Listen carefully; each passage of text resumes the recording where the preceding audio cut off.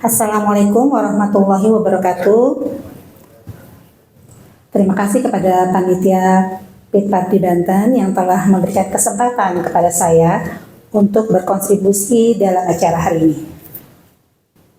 Topik yang akan saya bawa adalah Optimal Management of Isolated Systolic Hypertension in the Elderly, atau kita singkat dengan HST ya teman-teman ya, hipertensi sistolik terisolasi.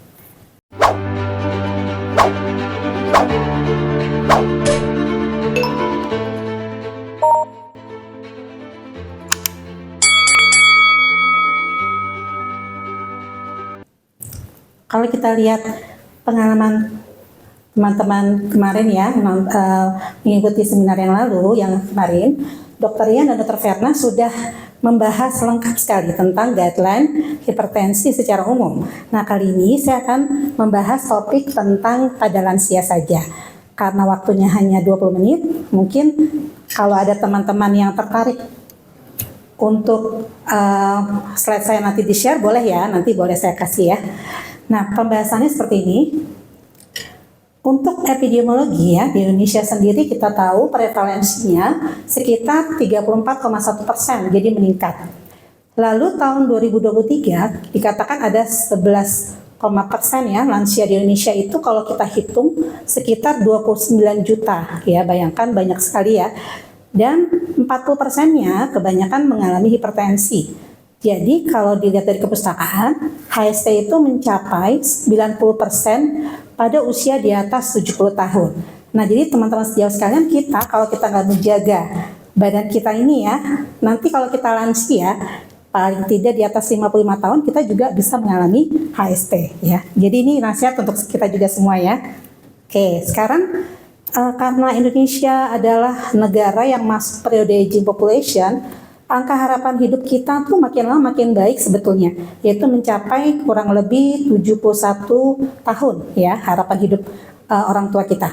Nah, kemudian di tahun 2022 ternyata populasinya meningkat ya, sampai sekarang mungkin sekitar 11,7%. Jadi bayangkan ya betapa banyak biaya yang harus dikeluarkan untuk kelola tata laksana hipertensi pada lansia ini. Jadi ini betul-betul merupakan tanggung jawab kita semua, tidak cuma tenaga kesehatan, tapi juga seluruh bidang ya, pemerintah dan semuanya untuk mensukseskan gimana caranya lansia ini tidak mempunyai komplikasi HST.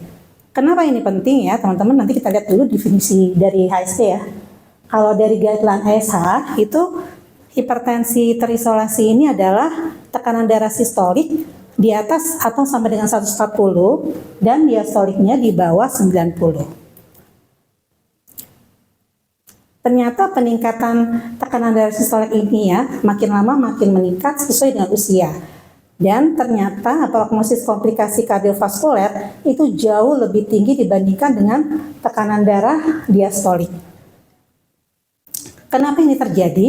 Karena kita menua ya, akibatnya elastisitas arteri ya menurun, kemudian peningkatan deposit kalsium juga, dan kolagen dinding arterinya juga meningkat sehingga menyebabkan berkurangnya rasio lumen terhadap dinding arteri dan terjadi peningkatan ketebalan dan fibrosis dari tunika intima dan media dari arteri.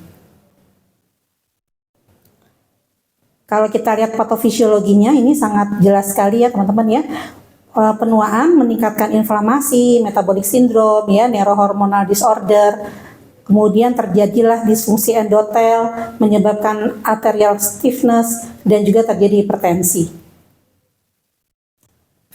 Apa faktor risiko yang berkaitan dengan HST? Ternyata dari penelitian, banyak orang yang merokok, diabetes, dislipidemia, obesitas, gaya hidup sedentary, diet yang tidak sehat, yaitu tinggi garam, makanan tinggi lemak, konsumsi alkohol, dan riwayat keluarga merupakan faktor risiko dari HST ini. Dan sebagai dokter, sebaiknya kalau ada pasien lansia kita, jangan lupa seperti yang dokter yang bilang kemarin ya teman-teman, kita lakukan restratifikasi dulu, apakah dia stadium 1, stadium 2, atau stadium 3. Nah, khusus untuk lansia di mana usia 80 tahun ke atas ya, yang older yang lebih tua, atau pada pasien yang usia 65 ke atas tapi sudah mulai ADL-nya terganggu, ada kerentanan atau frail ya, sebaiknya kita juga lihat berapa skor ADL-nya ya, bagaimana MMSSD-nya, kemudian bagaimana rutin aktivitas sehari-hari. Nah, ini harus dilihat ya. Nah, ini adalah bagian bagaimana kita mengklasifikasi apakah dia grupnya itu grup 1, grup 2, atau grup 3. Ini saya ambil dari guideline ESH tahun 2024 yang baru saja launching di bulan Mei ini ya, tahun ini. Nah, ini adalah teman-teman kalau nanti lihat lagi ya, bisa dilihat lagi, dibaca lagi apa itu ADL ya, kemudian apa itu MMSE, kemudian bagaimana kita menilai frailty dari pasien ya. Ini jangan lupa untuk lansia harus kita praktekkan ya teman-teman, walaupun pasiennya mungkin teman-teman di BPJS itu sampai ada yang 100 ya, 50 tuh gimana caranya ya, mungkin bisa diatur sama timnya ya, tim perawat gimana nih caranya oh ini yang frail yang ini. Jadi jangan sampai kita itu aja pengobatannya, tapi harus dieksplor lagi bagaimana pasien kita ya. Nah, kemudian teman-teman, gimana cara pengaturan tekanan darah yang betul pada pasien ini juga nanti yuk kita baca lagi ya. Jangan sampai baru datang langsung ditensi. Nanti takutnya pseudo hipertensi ya. Jadi harus tenang ya, nanti bisa dibaca lagi ya.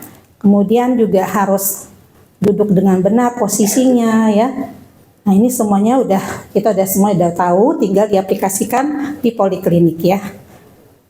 Kemudian di guideline ESH ini jangan lupa kita harus melakukan mengenali pasien dan kemudian apa sih faktor resikonya dan apa komplikasinya, dan kira-kira untuk menuju HAMOT ini ya kita harus periksa beberapa macam ya, seperti hemoglobin, gula darah ya seperti di sini, dan juga jangan lupa kita memeriksakan kalau bisa UHCR ya, kalau tidak ada urin lengkap. Jadi ini yang paling penting sekali dari seorang pasien hipertensi ya, terutama lansia.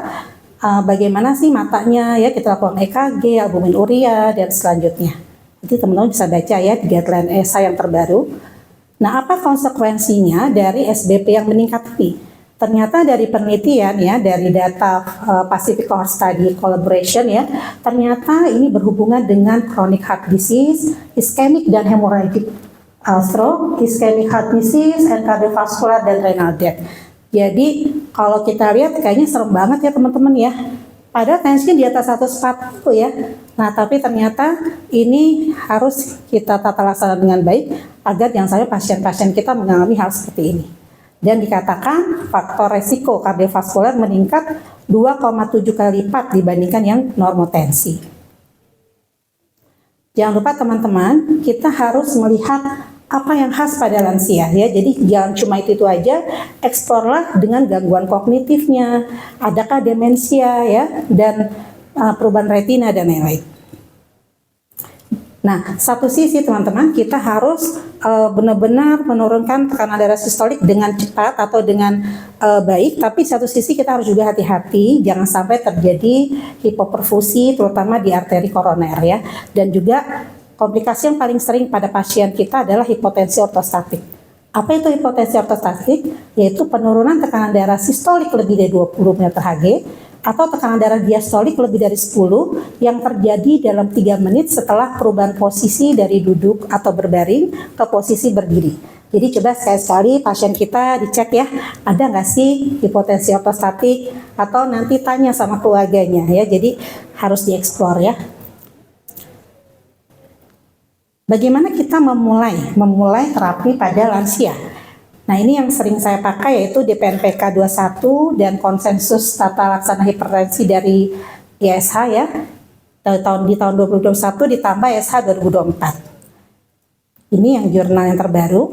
Jadi teman sejawat sekalian, saya ingin memperkenalkan tentang ESH Master Plan. Nah, ini kalau teman-teman baca, ini bagus sekali kalau dipraktekkan di rumah sakit masing-masing ya.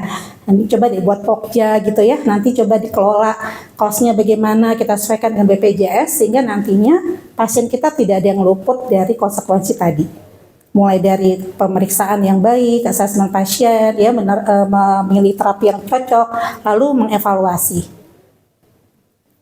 Kalau kita lihat dari PNPK ya, ternyata hampir semuanya ya, kita lihat deh dari umur 18 sampai 65, 65, 79, baik itu hipertensi maupun yang ada diabetes dan komorbid lainnya, PGK, ternyata yang paling kita inginkan adalah tekanan darah itu kalau bisa antara 130 sampai 139 ya.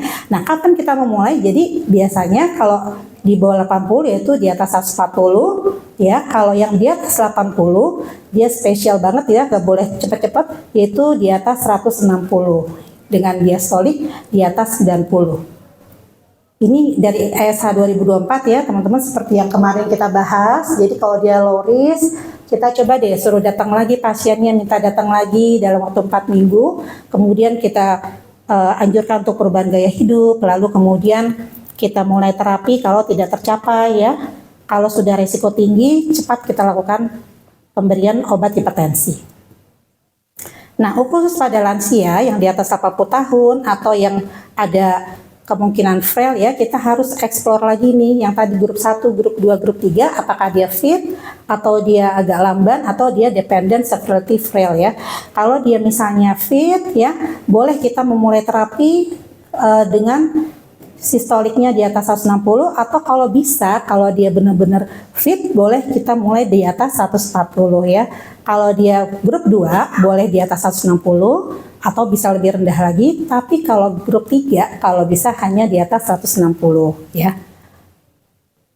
Nah, kalau untuk kita kalau strategi yang terbaru dari ESA ini ya, ternyata sama ya dengan PNPK, dengan yang ESH 2023. Jadi tetap ya teman-teman, kalau misalnya dia low risk ya, dia low risk, kemudian ada frail, sebaiknya kita monoterapi dulu. Jadi jangan dual combination dengan low dose. Tapi kalau dia fit ya, lansianya, kita bisa mulai dengan 2 kombinasi obat dengan low dose. Nah, ini seterusnya teman-teman udah pada tahu semua ya.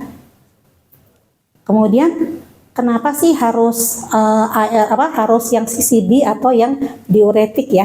Karena kalau kita melihat dari patofisiologinya, tahun 2000-an itu sudah mulai diberikan diuretik lactiazid, itu ternyata sesuai dengan patofisiologinya, yaitu stroke volume ya. Maka kita berikan diuretik. Tapi kemudian berkembang ada lagi penemuan ternyata CCB lebih bagus ya. Nah, ini adalah pilihan utama untuk pasien-pasien HST.